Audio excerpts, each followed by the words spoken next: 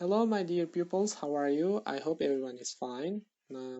We will continue our study online. Okay, open your books at page 210. Here we have top cities of the world. We'll continue here. Assalomu alaykum hurmatli o'quvchilar. Biz sizlar bilan onlayn tarzda darsimizni boshlaymiz.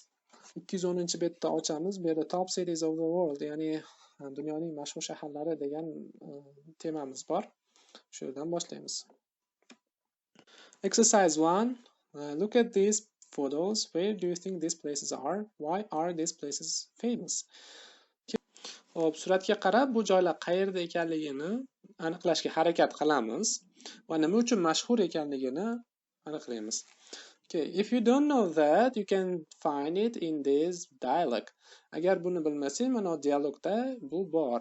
Qaysi shaharlar ekanligi yozilgan, ya'ni Aygul bilan David o'rtasidagi suhbatda bor. Endi buni audio revaniyasi bor, sizlarga jo'nataman. Birinchi eshitib turib, keyin o'qib chiqamiz. Undan keyin exercise 2, look at the highlighted adjectives in exercise B. Qaranglar, birinchi dialogimizda bo'yalgan so'zlar turibdi. The smallest, the biggest, the busiest, the most beautiful. Bu yangi mavzuyimiz. Yangi mavzuyimiz, ya'ni grammatik mavzuyimiz. Bu yerda undoq bilan qizilda berib qo'yilgan adjective, ya'ni adjective'larni o'tyapti sizlar bilan. Adjective sifat degani. Sifatni 3 ta darajasi bo'ladi. Ya'ni o'zi sifat nima desak, predmet belgisini bildirib, qanday qanaqa savollarga javob bergan so'zlar sifat bo'ladi. Misol uchun small kichkina degani qanday small kichkina, qanday uy, misol uchun kichkina uy. Small house yoki safe xavfsiz joy desak, a safe place. Xo'p, endi buni orttirma darajasi bor. Adjective 3 ta darajasi bor sifatlarimizni. Sifatning o'zi, qiyosiy va orttirma. Biz orttirma darajaga keldik. Qiyosiysini o'tib bo'lganmiz. Superlative form deymiz. Bu yerda kitobda xato berib qo'yibdi. O'zi bu yerda berilgan mana superlative form, ya'ni orttirma daraja bo'ladi. Endi qaranglar, endi so'zlar bir bo'g'inlik bo'lgan sifat so'zlar, misol uchun small, bir bo'g'inlik va qisqa, oxirgi harfi undosh bilan tugayapti. Bunga orttirma darajaga o'zgartirish uchun est qo'shamiz. Ya'ni small kichkina, the smallest, bu yerda bor. The smallest eng kichkina degani. Safe xavfsiz, the safest eng xavfsiz. Xo'p, qaranglar, bu safe degan so'zda tovushda f oxirgi harf undosh bo'lgani bilan, lekin o'zi unli harf bilan tugayapti. Shuning uchun bunga faqat est qo'shamiz. Small ga est qo'shilyapti, chunki oxirgi harfi undosh. Xo'p, keyin one syllable consonant, vowel consonant, ya'ni bir so'z oxirgi harfi undosh bilan undan oldingisi unli bo'lsa, bunga oxirgi undosh harfi ikkita bo'lib qoladi. Misol uchun hot, ya'ni oxirgi harfi undosh, undan oldingisi unlik. The hottest, ya'ni hot issiq, the hottest juda issiq degani orttirma darajada bo'ladi. Big katta, the biggest eng katta. Keyingisi long adjectives, two or more syllables. Boring zerikarli, bular ikkita yoki undan ortiq bo'lgan bo'g'inli so'zlarga, misol boring deganda ikkita bo'g'in bo'lyapti, boring, yoki dangerous deganda 3 ta bo'g'in.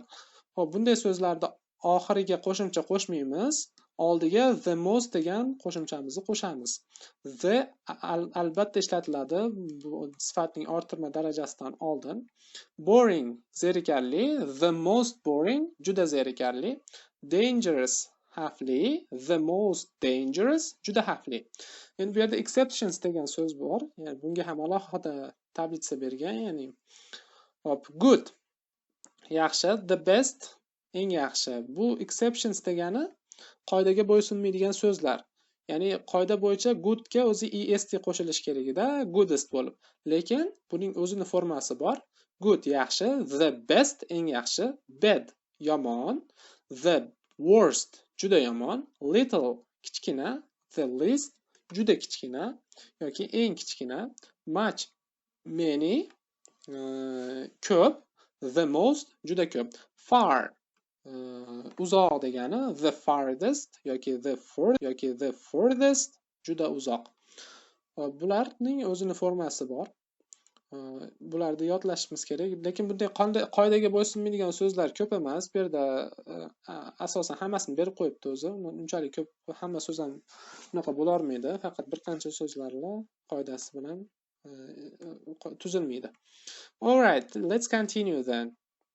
Exercise 2A. Ikkini A turibdi bu yerda. What are the superlative forms of these adjectives? Listen and check. Mana bu to'rtburchakda ichidagi so'zlarni, bular hammasi sifat so'zlar. So'zlarni mana orttirma darajaga o'zgartirib chiqishimiz kerak. Misol uchun birinchisi young deb turibdi. Young degani ya'ni yosh degani. Yosh katta, kichik bo'ladi yoki qari, yosh. Shundagi yosh degani. Young yosh, the youngest juda yosh degani. Mana so'zlarimiz yangi so'zlar. Bularni birinchi daftarimizga exercise 2A qilib turib yozib, orttirma daraja o'zgartirib chiqamiz. Keyin slovarimizga yozib yodlaymiz. All right, the next exercise 4.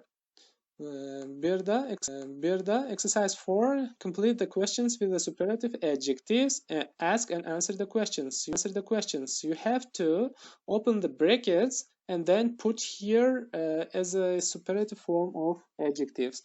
Hop, bu yerda mana bo'sh o'rinlarimiz o'rniga qavsni ichida so'z berib qo'yilgan. Shu so'zlarimiz sifat hammasi. Misol high degani baland, dry quruq, cold sovuq, deep chuqur.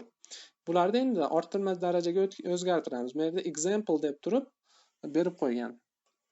Misol berib qo'ygan. Okay, how well do you know your country?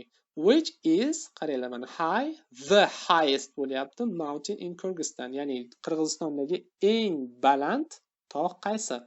Bu Pobeda cho'qqisi, ya'ni g'alaba tog'i.